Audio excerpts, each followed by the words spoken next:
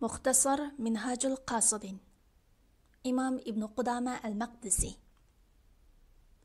Planlag'uvchi Doktor Abdulaziz Rahmatullah Tarjim qilguvchi Abdullah Abdulmajid Nashr qilguvchi Sajiya Islom Tadqiqot Markazi Muharriri Doktor Abdulaziz Rahmatullah A9 Korrektor Abduvali Abliz Muhammad Barat Layihalaguchi A. Aqhun 2024 yılı 1. nəşri 1. qıtım basilishi İstanbul Nəşr huquqi Sajiya İslam Tadqiqot Markaziga tava. Har qandaq o'rin yoki shaxsning xohlagancha ko'paytib tarqitishiga ruxsat qilinmaydi. Ilm talab qilishning farzligi to'g'risida Anas ibn Malik radhiyallohu anhu rivoyat qiladi-ki, Payg'ambar sallallohu alayhi va sallam ilm talab qilish har bir musulmonga farzdir degan. Muallif Ibnul Javzi aytdir. Olimlar bu hadisda ko'zda tutilgan farz ilmning zodi qaysi ilm ekanligi haqida har xil qarashlar bo'ldi. Fiqh ilmi ko'zda tutilgandir.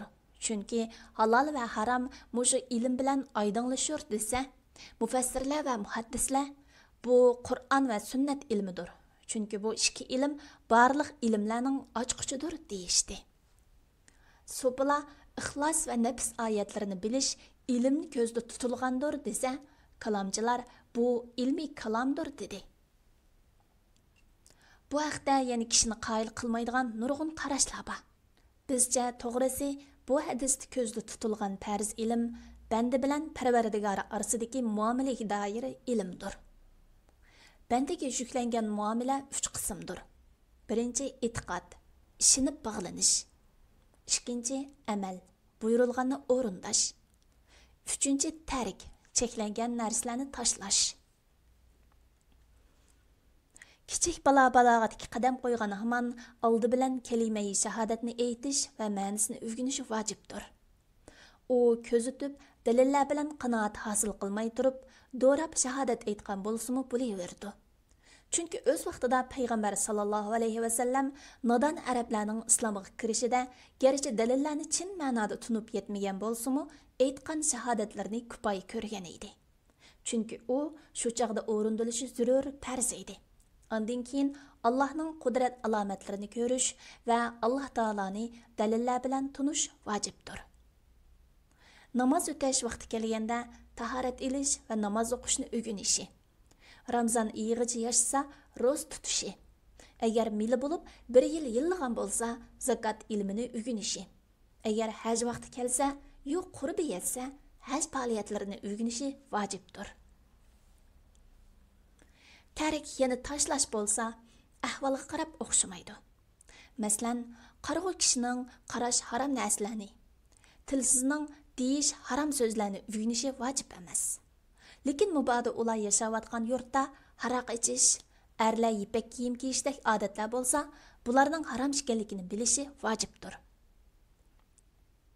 E'tiqod ishonishga kelsak, kishining esiga kelish mumkin xususlarga mos e'tiqodiy ishlarni bilishi vojibdir. Agar kishining qalbiga kalima-i shahodatning mazmuniga doir shak tushsa, uning shu shaklarni yo'qotishga aloqador ilmlarni o'rganishi. Agar bidat ishlar ko'p bo'lgan bir rayonda bo'lsa, uningga haq talqin qilinishi vojibdir.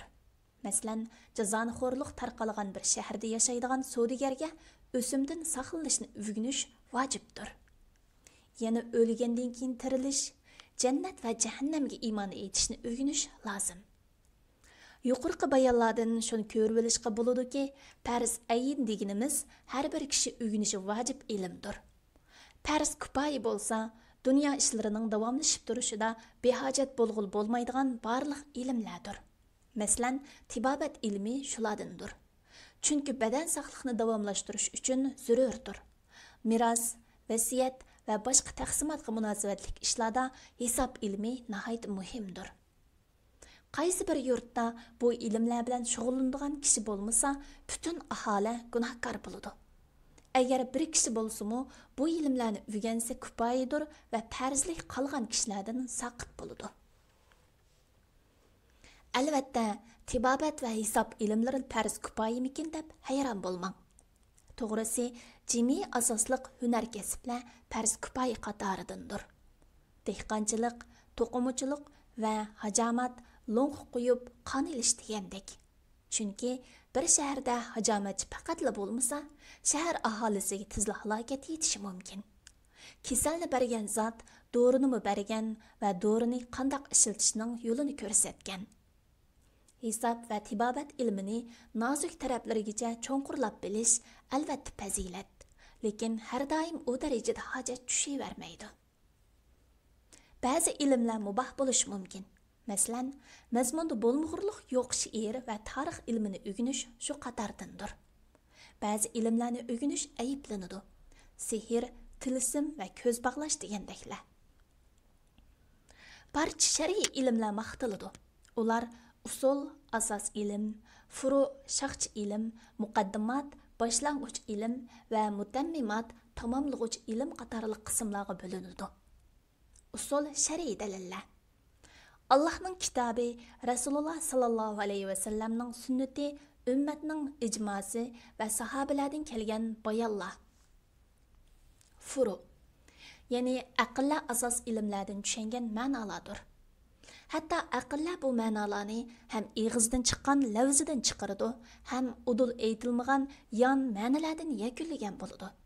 Masalan, payg'ambar sallallohu alayhi va sallamning qozi ochiqi yonmay turib hukm qilmaydi degan so'zidan qozining och qursaqmi hukm qilolmaydiganligi ma'nosi chiqadi.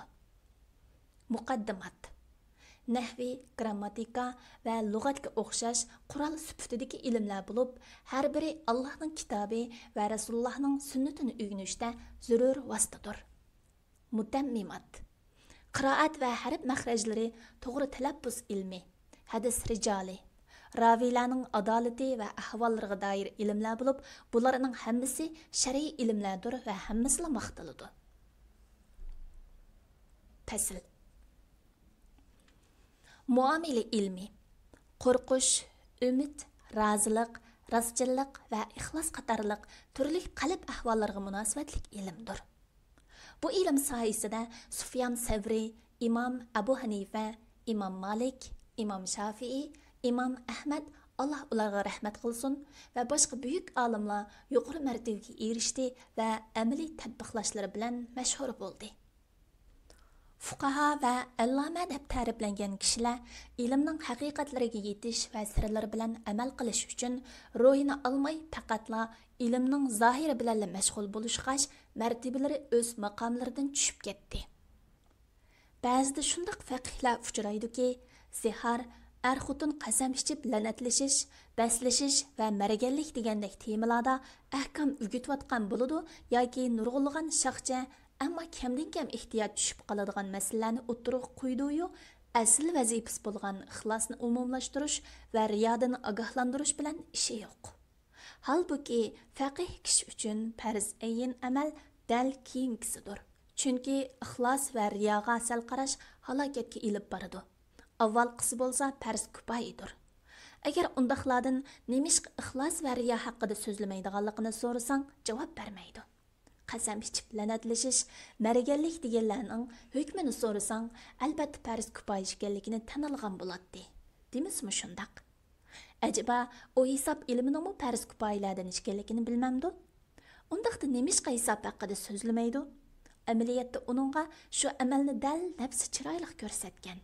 Chunki nafs yaxshi ko'radigan riyokorlik va davrang silish hisob ilmi bilan emas, balki so'zmanlik, munoziralash orqali namoyon bo'ladi.